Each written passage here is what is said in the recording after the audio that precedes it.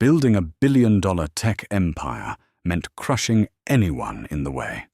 When ruthless CEO Catherine DuPont coldly fired a desperate single dad to protect corporate margins, the billionaire had no idea that exactly 12 minutes later, a burning elevator shaft would leave Catherine begging that exact man for survival.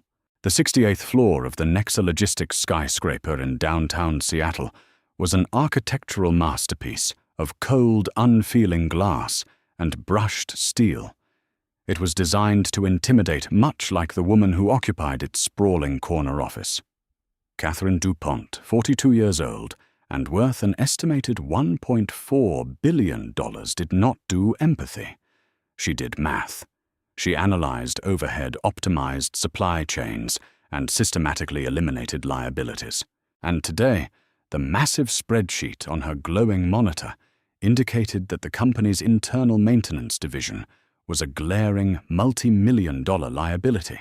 To boost the stock price ahead of a critical corporate merger with a European conglomerate, Catherine had ordered a 10% reduction in force.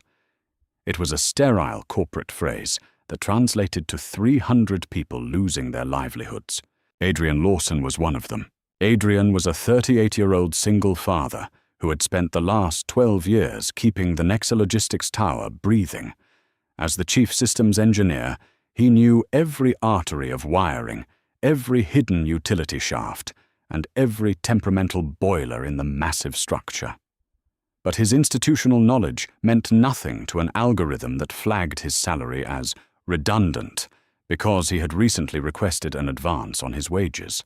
Adrian's life outside the sub-basement of the tower was hanging by a frayed thread. His wife had passed away 3 years earlier from a sudden aneurysm, leaving him to raise their daughter Emma alone. Recently, 7-year-old Emma had been diagnosed with a severe congenital heart defect. She was scheduled for a life-saving specialized valve replacement surgery in just 8 days. The Nexa Logistics premium health insurance was the only thing standing between Emma's survival and absolute medical bankruptcy. When Adrian was summoned to the 68th floor that rainy Tuesday afternoon, he had foolishly assumed it was about the urgent maintenance report he had filed the week prior. He had explicitly warned the executive board that the primary cooling valves in the tower's Central Express elevator shafts were dangerously corroded and at risk of a hydrostatic blowout if the city grid experienced a power surge. Instead, he walked into a glass-walled conference room to find Catherine DuPont sitting perfectly upright at the head of a mahogany table, flanked by Mitchell, the icy director of human resources, and 2 silent security guards. "Have a seat, Adrian," Mitchell said, his voice void of any human warmth. Adrian didn't sit. He looked at Mitchell, then at Catherine, who was casually scrolling through emails on her tablet, not even bothering to make eye contact. A heavy, suffocating dread settled in Adrian's chest. "We are restructuring our internal operations," Mitchell continued, smoothly reading from a legally vetted script. "As part of our transition to an outsourced automated facility management firm, your position as chief systems engineer is being eliminated effective immediately." Adrian's blood ran cold. The room seemed to tilt. "Eliminated, Mr. Mitchell. Catherine, please, you can't do this." Catherine finally glanced up. Her eyes, a piercing, icy blue, locked onto him with the mild annoyance of someone swatting a fly. "It's not personal, Adrian. The board voted on this strategy a month ago. We're trimming bloated departments. I have been here for 12 years. Adrian's voice cracked the desperation leaking out, despite his best efforts to maintain his dignity. "I know this building better than the architects. But forget about that. I just need my health insurance. Just for 1 more month. My daughter Emma, she's having open-heart surgery next Thursday. If you terminate me today, my coverage drops at midnight. She will lose her spot with the surgical team. She could die." He gripped the back of the leather chair, his knuckles turning white. "Demote me. Cut my pay in half. Let me clean the floors. I don't care. Just please keep me on the payroll for 30 more days. Mitchell cleared his throat, looking slightly uncomfortable, but Catherine's expression remained entirely, utterly impassive. She tapped her manicured fingernail against the screen of her tablet. Adrian Nexa Logistics is a publicly traded logistics firm, not a charity. Catherine said, her tone perfectly level. If we make an exception for your domestic issues, we open ourselves up to lawsuits from the other 299 employees we are laying off today. Your severance package includes 2 weeks of pay. You can apply for state-funded healthcare. State healthcare won't cover a pediatric cardiothoracic specialist, Adrian shouted, slamming a rough, calloused hand on the table. The 2 security guards immediately stepped forward, their hands hovering near their belts. Security, Catherine said, calmly, returning her gaze to her tablet. Escort Mr. Lawson to the basement to collect his personal items, and then see him out of the building. His keycard is already deactivated. Adrian felt the heavy hands of the guards grip his shoulders. The utter cruelty of the moment shattered him. He looked at Catherine Dupont sitting comfortably in her $4,000 suit, entirely detached from the reality that she had just signed his daughter's death warrant for a fraction of a % of profit. "You're going to regret ignoring what matters in this building, Catherine," Adrian said, his voice dropping to a trembling whisper as they pulled him toward the door. "You only look at the numbers. You never look at what's holding them up." Catherine didn't even look up as the glass doors slid shut. 12 minutes later, deep in the damp, concrete-lined sub-basement of the Nexa Logistics Tower, Adrian Lawson aggressively threw his things into a cardboard box. His hands were shaking violently. He packed his worn leather tool belt, a framed photograph of Emma smiling with missing front teeth, and a stack of dog-eared engineering manuals. Tears of pure, helpless rage stung his eyes. How was he going to look his little girl in the face tonight? How was he going to tell her that the doctors wouldn't be able to fix her heart? As he taped the box shut, the lights above him flickered. Adrian paused. The heavy industrial hum of the building's main power grid suddenly shifted, pitch whining like a jet engine winding up. 68 floors above Catherine Dupont stepped into the private executive express elevator, Car 4. It was a custom-built, high-speed capsule designed to drop from the penthouse to the subterranean parking garage in exactly 42 seconds. She checked her Rolex. She was already late for a celebratory dinner with the European merger delegates at a 5-star restaurant downtown. She hit the button for the garage level, annoyed that she had to deal with the messy layoff drama at all.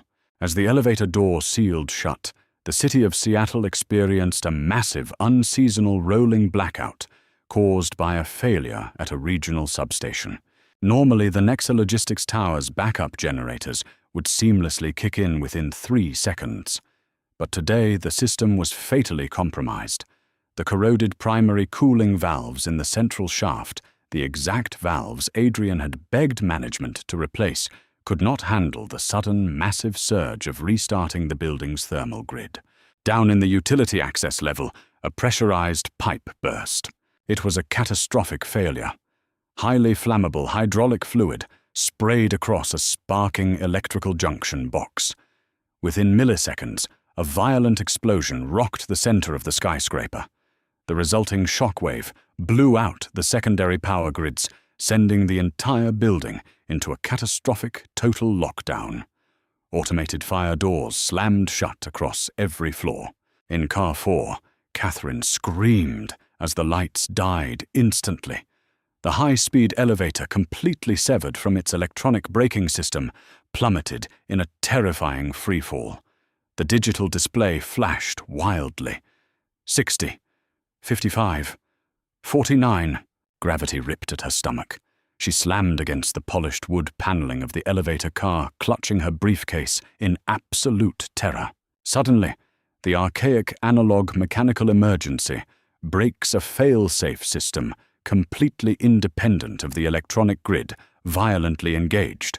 The brakes screamed against the steel rails, throwing sparks into the dark shaft. The elevator jerked to a bone-shattering halt, throwing Catherine to the floor. Her shoulder slammed into the brass railing, dislocating it with a sickening pop. She cried out in agony, gasping for air in the pitch-black capsule. "Help!" she screamed, struggling to push herself up with one good arm. "Is anyone there?" She frantically felt the walls until she found the emergency call panel. She slammed her palm against the button. Nothing happened. The digital system was completely dead. The screen above her was completely dark. She pulled her cell phone from her pocket. No service. She was trapped on the 45th floor. But Car 4 was an express elevator. It didn't have access doors on the middle floors. It traveled through what engineers called a blind shaft, a solid, unbroken concrete tube that stretched from floor 60 all the way down to floor 10. There were no doors to pry open. There was no way out, and then Catherine smelled it. Acrid, toxic black smoke began billowing through the ventilation grate in the ceiling of the elevator. The explosion in the utility shaft next door had ignited a grease and electrical fire, and the massive air draft of the elevator shaft was pulling the smoke directly into her enclosed capsule. The temperature in the dark box began to rise rapidly. She started coughing a harsh, painful hack as the thick smoke burned her lungs. Down in the sub-basement, Adrian had been thrown to the concrete floor by the shock wave of the explosion.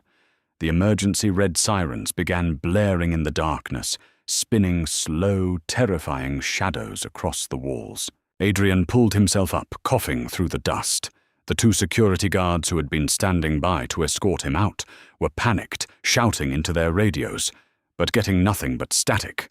"The digital network is fried," one of the guards yelled. "The whole building is locked down. We need to evacuate through the manual fire exits." Adrian didn't run. His instincts, honed by over a decade of caring for this massive steel beast of a building, kicked in. He sprinted over to his desk and grabbed a bulky, outdated analog radio unit from a locked drawer. He clicked it to the emergency analog frequency, a frequency only the chief engineer and the fire department used. Static hissed, and then a faint, automated mechanical voice cut through. "Warning, critical thermal event in Central Shaft B. Fire detected on level 44. Express Car 4, trapped in blind shaft. Smoke inhalation imminent. Estimated cabin failure in 9 minutes. Adrian froze. Express Car 4, the executive elevator. He looked at the master schedule pinned to his wall. At this hour, there was only one person who had the keycard clearance to use Car 4. Catherine DuPont. Adrian grabbed the heavy physical blueprints off his desk. The fire department was based 10 blocks away, but with the city grid down and the traffic lights completely out, it would take them at least 20 minutes to navigate the gridlock. Even if they got here, the tower's advanced security system had engaged the hydrostatic lockdown. The blast doors on the lobby level would require specialized blowtorches to cut through. The woman inside that elevator had, at most, 9 minutes before the toxic fumes asphyxiated her, or the heat melted the remaining analog brake cables, sending the car plummeting 45 stories to the bottom of the shaft. And Adrian was the only human being in the entire city who knew the physical manual bypass code to disengage the hydrostatic lock from the internal basement server room, drop the pressure, and manually winch the car up to the 60th floor access doors. He stared at the radio.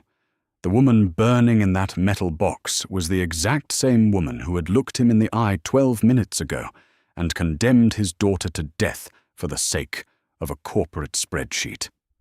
She hadn't shown a single ounce of mercy. She had discarded him like a piece of broken machinery. Let her burn, a dark, furious voice whispered in his mind. She made her choice. Walk away. Go home to Emma. It's not your job anymore. She fired you. Adrian looked down at the cardboard box on his desk. He saw the framed picture of little Emma holding a stuffed bear, smiling bravely despite the pale tint of her skin. What would Emma say? What kind of man would he be if he let another human being die when he had the power to stop it, regardless of how evil she was? Adrian cursed loudly, his voice echoing in the concrete basement. He didn't grab his box of belongings.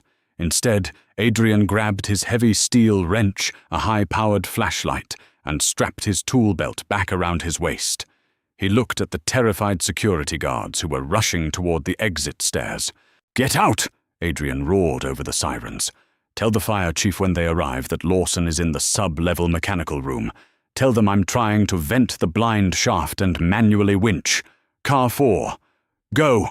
Without waiting for their response, Adrian turned his back on the exit and sprinted deeper into the belly of the burning skyscraper. The air inside Express Car 4 was turning into a toxic boiling soup of vaporized industrial grease and melting rubber. Catherine Dupont, a woman who had spent her entire adult life orchestrating the fates of thousands from the comfort of climate-controlled boardrooms, was now crumpled on the floor of a steel box, coughing up black soot. Her expensive silk blouse was drenched in cold sweat. Her right arm hung uselessly at her side, the dislocated shoulder pulsing with a blinding, nauseating agony every time she drew a ragged breath. The temperature in the dark cabin was climbing past 110 degrees.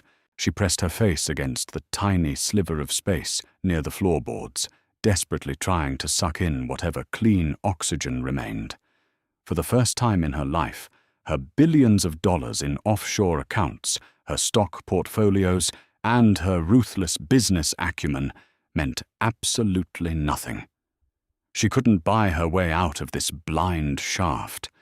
She was going to die here, alone in the dark, a casualty of her own cost-cutting measures. Suddenly a harsh burst of static crackled from the brass speaker panel above the door. "Car 4. Do you read Catherine? Can you hear me?" The voice was rough, breathless, and unmistakable. Catherine gasped, her throat raw. Adrian, please, I'm burning. The smoke is filling the cabin. The brakes are slipping." Down in the sub-basement, Adrian stood in knee-deep freezing water from a ruptured utility main. He had pried open the massive electrical junction box, his flashlight clenched in his teeth as his hands frantically rewired the analog communication line. "Listen to me very carefully." Adrian's voice boomed through the speaker, steady and commanding. The subservient, desperate employee from 12 minutes ago was gone. "The primary electronic winch is completely melted. The hydrostatic locks are jammed. The fire department is stuck in gridlock on Pine Street, and even if they get here, they don't have the schematics to breach a blind shaft. I am the only one who can get you out." A sob tore through Catherine's chest. "Please, Adrian, I'll give you anything. Millions. Just get me out." "Keep your money," Adrian snapped over the radio. "I'm not doing this for you. I'm doing this because my daughter needs her father to be a man who does the right thing even when the world is wrong. The main shaft is filled with fire. I am going to climb the adjacent shaft C maintenance ladder. It runs parallel to you. I can breach the concrete access panel at floor 45 and pull you through the ceiling grate. But you have to hold on. Stay low. Breathe through your clothes." Catherine stared at the speaker in stunned silence. The man she had just fired, the man whose daughter's life she had actively endangered for a fraction of a profit margin, was about to risk his life to climb 45 stories through a burning skyscraper for her. "Adrian," she whispered, but the radio had already clicked off. In the mechanical room, Adrian stripped off his heavy jacket, leaving only his fire-retardant undershirt and his tool belt. He grabbed a heavy crowbar and forced open the steel door to shaft C. A wave of blistering heat hit him like a physical punch.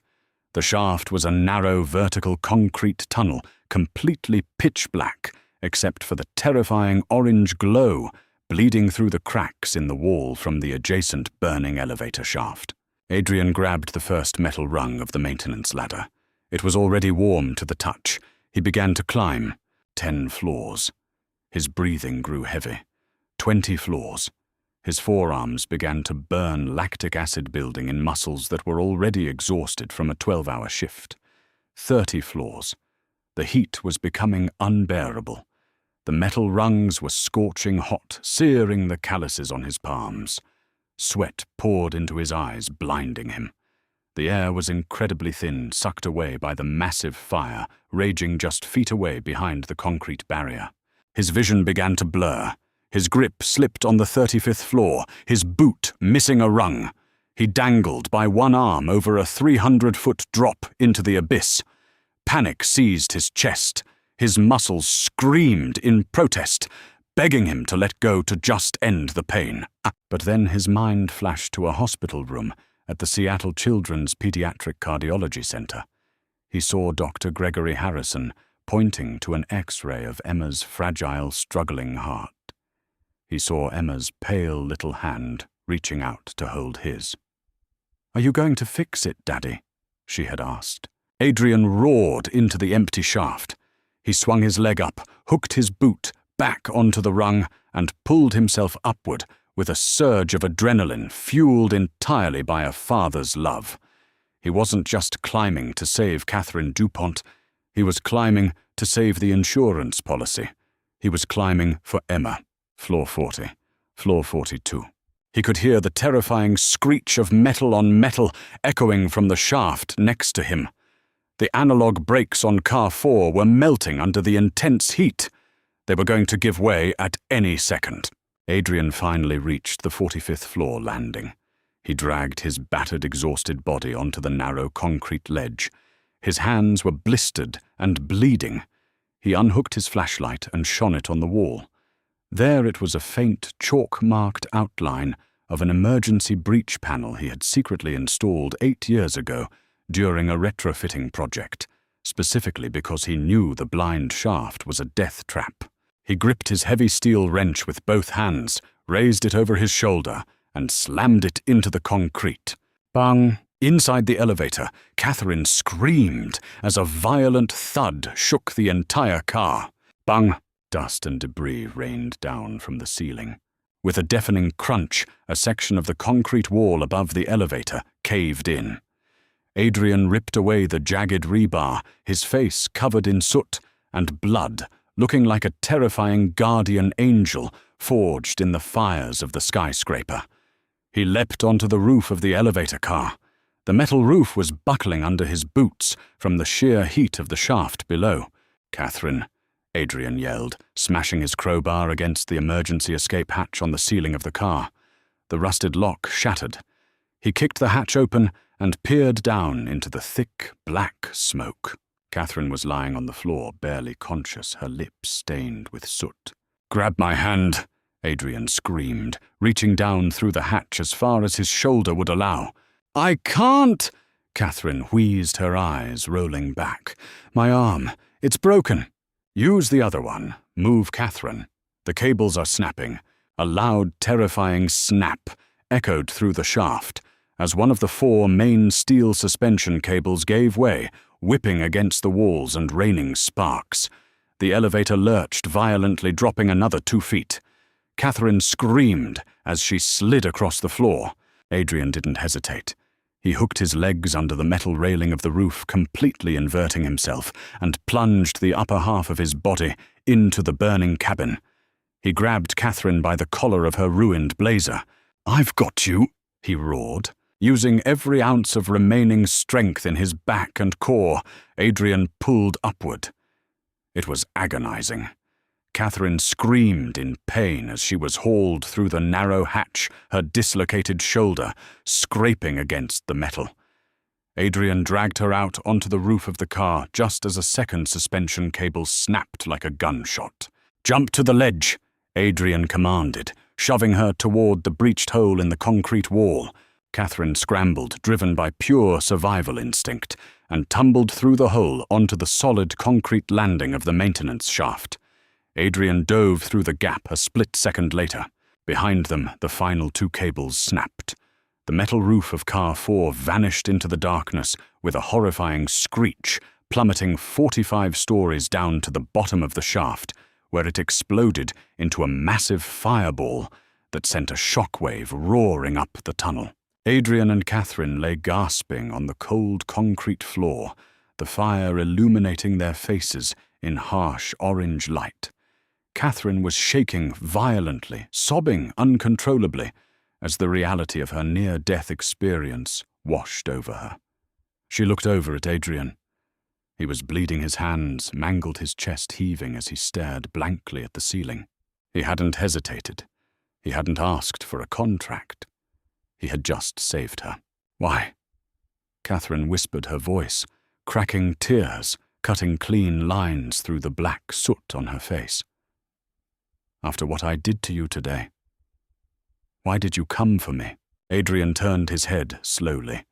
His eyes were hard, but not cruel. Because my daughter deserves a father who values human life, even yours. Now save your breath. The fire department is going to take a while to cut through the lobby doors. 4 hours later, heavily armed rescue crews finally breached the 45th floor, finding the billionaire CEO and the fired engineer sitting side by side in the dark, sharing a single canteen of water Adrian had found in an emergency cache.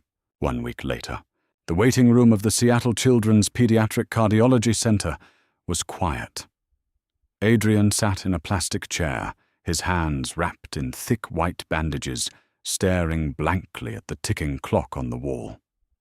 Emma had been in the operating room for 4 hours. He hadn't slept in days. The media had turned the Nexa Logistics fire into a global spectacle, but Adrian had ignored every phone call, every reporter, every interview request. None of it mattered. Only the girl behind those double doors mattered. Footsteps echoed down the sterile hallway. Adrian looked up. Catherine DuPont stood there. She looked entirely different. The sharp, intimidating power suits were gone, replaced by a simple grey sweater. Her right arm was in a heavy sling. The cold, calculating ice in her blue eyes had melted, replaced by something Adrian had never seen in her before: humility. She walked over and sat down in the plastic chair next to him. I spoke with Dr. Samuel Chen, Catherine said softly. The surgery was a complete success. The new valve is holding perfectly. Emma is going to make a full recovery. Adrian closed his eyes, a massive, shuddering breath escaping his lungs as tears finally spilled over his eyelashes. "Thank God," he whispered. "Thank God." Catherine reached into her purse with her good hand and pulled out a thick manila envelope, placing it gently on Adrian's lap. "What is this?" Adrian asked, his voice rough. "The bottom line," Catherine said, a sad, self-deprecating smile touching her lips. "I spent my whole life looking at spreadsheets, Adrian. I optimized everything until there was no humanity left. I cut you to save a fraction of a percent, and I almost died in a metal box because of it. You showed me what actual value looks like." Adrian opened the envelope. Inside were 3 documents. The first was a zero-balance receipt from Seattle Children's Hospital. The entire cost of Emma's surgery, her future physical therapy, and her medication had been paid in full by a private trust. The second document was an employment contract. It wasn't for Chief Systems Engineer. It was for Vice President of Global Infrastructure and Employee Welfare at Nexa Logistics, complete with a board seat, a 7-figure salary, and a mandate to overhaul the company's safety and health protocols. The third document was a signed corporate mandate, reversing all 300 layoffs from that fateful Tuesday. Adrian stared at the papers, completely stunned. He looked up at Catherine, who was wiping a tear from her own eye. "We need you, Adrian," Catherine said softly. "I need you. I built a company that knows how to make money, but it doesn't know how to care for its people. I want you to teach us how. Take all the time you need for Emma. When you're ready, your new office is right next to mine." Adrian looked down at his bandaged hands, then back toward the surgical wing, where his daughter was sleeping safely. For the first time in years, the crushing weight of the world lifted from his shoulders. He looked at the billionaire who had tried to ruin him and the woman he had pulled from the fire. "I'll see you on Monday, Catherine," Adrian said. "If this story of redemption and a father's relentless love moved you, don't let it stop here. We bring you powerful, heart-pounding, true-to-life dramas that prove humanity and compassion can triumph over the coldest corporate greed. Hit that like button to show your support for heroes like Adrian. Share this incredible journey with your friends and family to spread the inspiration, and subscribe to our channel for more unforgettable, pulse-pounding stories every single week.